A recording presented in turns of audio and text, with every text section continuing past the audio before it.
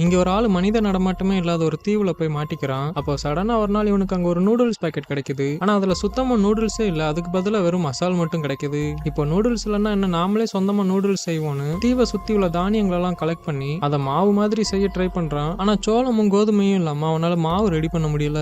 உடனே நூடுல்ஸ் கிடைக்குங்கிற நம்பிக்கையே இழந்து சோகமா படுத்து தூங்கிட்டு இருக்கான். அப்போ தூங்கும் போது கூட அவன் கனவுல வெறும் நூடுல்ஸா தான் வருது.